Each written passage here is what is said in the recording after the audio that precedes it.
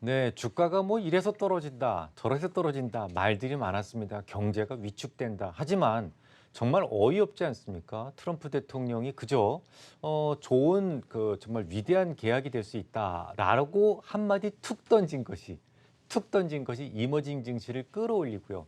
뭐 이어서 나왔던 발언, 그러니까 어떤 그 중국과 시진핑과 대화를 했어요. 10월 달에 대화를 했다는 겁니다. 근데 이게 지금 밝혀진 건데요.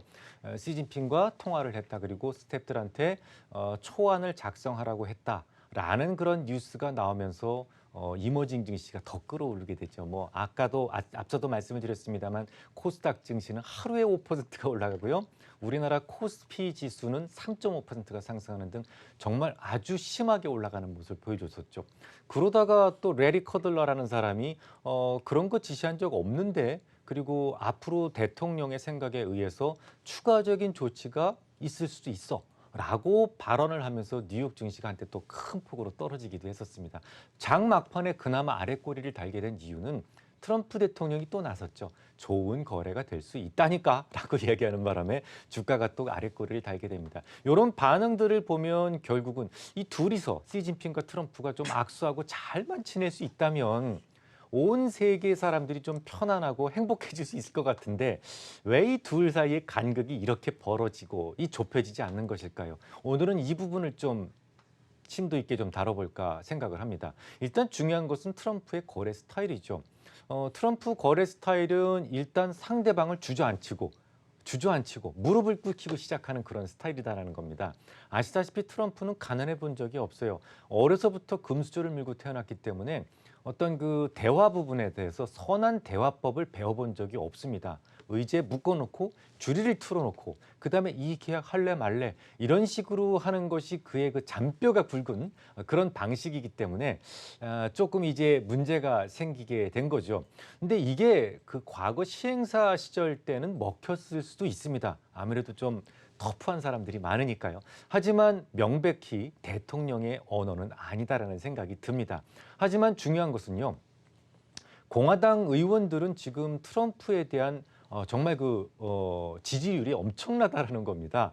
어느 정도 엄청나냐면 지금 공화당 과거의 대통령 중에서 트럼프를 넘어설 수 있는 사람은 부시밖에 없습니다. 조지 부시밖에 없는데, 이 부시 대통령 시대에는 미국이 전쟁 중이었다라는 점을 감안한다면 전쟁 중에는 항상 이 전 국민이 똘똘 뭉치게 되어 있거든요. 그 부분을 감안한다면 이 트럼프의 지지율은 정말 엄청납니다. 압도적이다라고 생각이 됩니다. 자, 그러면 압도적인 그런 트럼프의 그 지지율을 가지고 있는데, 그렇다고 해서 이게 그럼 그 누군가 좀 바꿔줄 수 있겠느냐라는 생각인데, 바꿔줄 방법이 없다라는 거죠. 이번에도 여러분 보셨죠? 이번 주에도 트럼프가 어떤 그 원정 출산을 막겠다, 그래서 법을 뜯어 고치겠다라고 얘기했을 때 공화당 중진 의원들이 어떤 얘기를 하게 되냐면, 우리의 대통령께서 드디어 망할 법과 맞서기 시작했다. 이건 정말 그 뜨거운 지지거든요. 이렇게 지지를 보이다 보니까 트럼프를 말릴 사람도 없고 방법도 없다라는 게 문제입니다. 그러니까 결국은 중국 쪽에서 양보를 해야 된다는 얘기인데, 그것도 만만치가 않다라는 거죠. 왜냐하면 중국인들은 자존심 빼면 정말 시체라고 보시면 되겠습니다. 이 지구상의 생명체에 영향을 미치는 환경적 요인을 전문 용어로 때루아라고 그럽니다. 이 때루아에 의해서 사람들의 기본적인 성향이 결정되는 거예요. 쉽게 말씀을 드려볼까요? 저 대륙은 이제 그 비열이 작기 때문에 좀 빨리 뜨거워지고, 그러니까 여름에 엄청 덥고 또 겨울에는 엄청 춥기도 하고, 밤과 낮의 차이도 엄청나죠. 몽고에 가보셨습니까? 몽고에 가면 한여름에도 밤에는 춥습니다. 그 정도로 낮과 밤의 온도차가 상당히 심합니다. 하지만 지중해 쪽이나 일본 쪽 이렇게 그 바다하고 접해 있는 쪽은 어떤가요?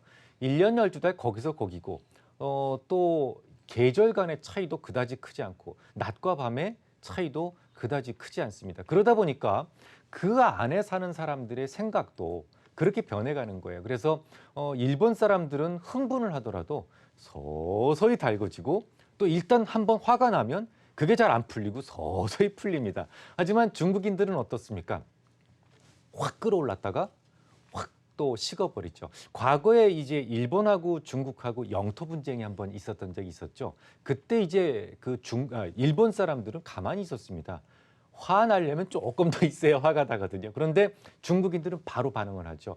토요타라든지 혼다라든지 이런 그 주차되어 있는 것들을 뭐 유리창을 깬다든지 불을 지른다든지 타이어에 펑크를 낸다든지 정말 적극적으로 움직였어요. 뭐 한 번은 그 TV에서 혼다를 타고 다니던 그 여성분 운전자가 이 폭도들한테 쌓여가지고 막 차를 흔들리고 뭐 이런 모습들을 한번 본 적이 있었습니다. 그만큼 조금 뜨겁다라는 거죠. 그래서 사실 트럼프 방식이었던 그 굴욕적 외교에 대해서 만약에 받아들인다면, 그러니까 트럼프의 요구를 그냥 아무런 조건 없이 받아들인다면 시진핑의 시대도 끝나는 겁니다. 그리고 공산당도 끝나는 겁니다. 그래서 중요한 것은 이 중국인들의 자존심을 건드리지 않았어야 되는데 처음부터 자존심을 건드려 버렸죠. 시진핑이 바리바리 싸서 보내줬던 선물을 발로 뻥 걷어차고 됐고 내가 원하는 건 이거야. 이런 식으로 해서 거래를 하려다 보니까 시행사한테 했던 그런 방법을 취하려다 보니까 일단 시진핑이 화가 났고요. 또 화가 안 났다고 하더라도 그걸 고지고대로 받아들일 수가 없었던 겁니다. 그러니까 이 간극이 좁혀질만 하면 또 벌어지고 좁혀질만 하면 또 벌어졌던 것이 바로 그런 이유가 있었던 거예요. 아무튼 지금 이제 11월이 됐습니다. 정말 아픈 한 해였던 것 같아요. 제가 작년 11월 달쯤에 올해 내내 좀 힘든 한 해가 될 수 있을 것 같습니다라는 말씀을 드리고 나서 정말 굉장히 많이 떨어졌어요.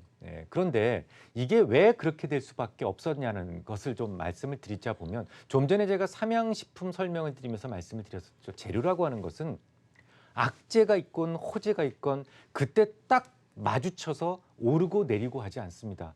항상 먼저 반영이 된다는 거죠. 여러분들 지금 악재가 뭐죠? 1월 1일부터 2천억 달러 관세 부과잖아요. 그러면 1월 1일까지 멀쩡히 있다가 주가가 확 그날부터 떨어지는 게 아니다라는 거죠. 반영이 되는데 이게 조금 좋아지면 지난 주말에도 여러분들 보셨지 않습니까? 둘이서 전화했다는 소리에 그냥 올라가잖아요. 그러니까 좋아지면 올라갔다가 또 아니면 또 내려가고 결국은 어디를 향해서 1월 1일 나올 수 있는 악재를 향해서 갈 수밖에 없는 겁니다.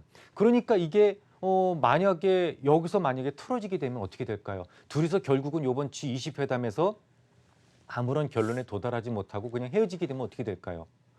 당연히 트럼프 성격의 2천억 달러 관세 부과는 분명히 할 겁니다. 그러면 전 세계 GDP에서 0.8%포인트 정도는 떨어지게 될 거고 결국은 주가는 더 떨어질 수밖에 없는 겁니다. 둘 다 손해라는 거죠. 둘 다 손해라는 거죠. 근데 이게 사실은 그렇게 해결되기 어려운 문제는 아니었거든요. 뭐 제가 누누이 말씀을 드립니다마는 유대인들의 전략은 균형이지 파괴에 있지 않습니다. 많은 분들이 플라자 협약 얘기를 하는데 플라자 협약이 어땠게요? 그래서 일본이 지금 망했습니까? 아닙니다. 일본은 지금도 글로벌 리더로서의 자리를 굳건히 가지고 있고 일본의 엔화는 지금 당당히 기축통화입니다.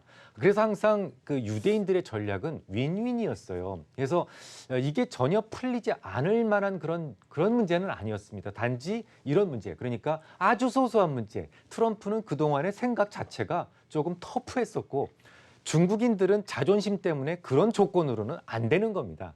그래서 지금 이 조건이 해결되기 위해서는 트럼프가 조금 유순한 단어를 써야 된다는 것이 전제되어 있는 거예요. 전제해야만 이게 잘 해결될 수 있는 겁니다. 그러면 어떻게 할까요? 지금이라도 버릴까요? 글쎄요.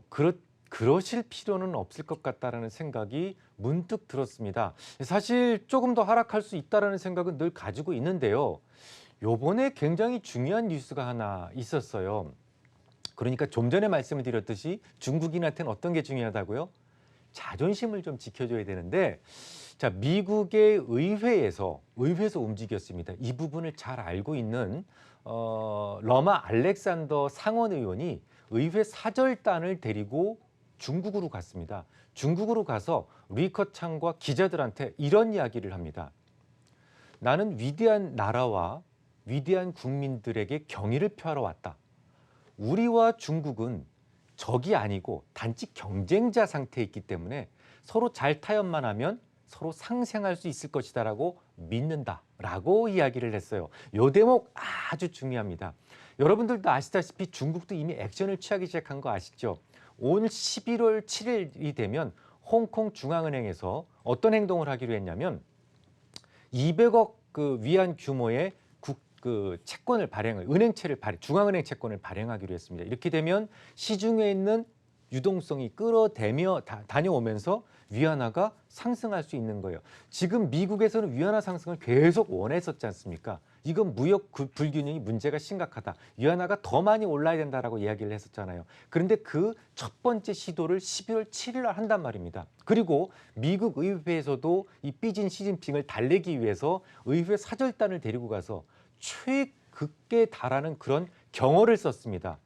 위대한 나라와 위대한 국민이라는 표현을 썼단 말이죠. 그래서 그 이전에 비해서 분위기는 아주 좋아졌습니다. 그리고 미국의 트럼프와 중국의 시진핑이 통화를 이미 지난 10월에 했었다라는 것은 이미 팩트로 드러났고요. 요 팩트만 가지고도 일단 기대치가 높아진 겁니다. 그리고 그 이전에 있었던 부분과 달리 일단 중국도 움직이기 시작을 했고 미국도 의회에서 어떤 그 사절단을 데리고 갔었다라는 부분이 앞으로 어떻게 될지 모르지만 어쨌든 과거와는 조금 다른 양상으로 갈 가능성이 높다라는 생각이 듭니다. 11월 이제 첫 번째 거래일이 지났는데요.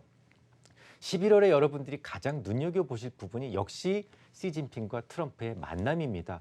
요 뉴스에 의해서 주가가 끌어올려지기도 할 것이고 요 뉴스에 의해서 주가가 끄집어 내려가기도 할 겁니다. 그렇지만 일단은 좀 분위기는 좋아졌다. 여기서 만약에 트럼프가 재만 뿌리지 않는다면 지금까지 했던 것처럼 재만 뿌리지 않는다면 시장은 악재가 충만한 상태에서 이제 조금씩 호재라고 하는 양의 기운이 조금 움트는 시간이 되지 않을까 이런 생각을 합니다. 하지만 중요한 것은 여기서 추가 매수를 할까요? 라는 부분인데요. 그 부분은 반드시 아들에게 보내는 편지 예술적 분석 37번에서 39번 요 세 편은 꼭 봐주시기 바랍니다. 저점을 기가 막히게 찾아주는 DMI라고 하는 부분을 찾아주시고 그 기회, 그 신호에 맞춰서 추가 매수를 하셨으면 좋겠다라는 생각을 갖습니다.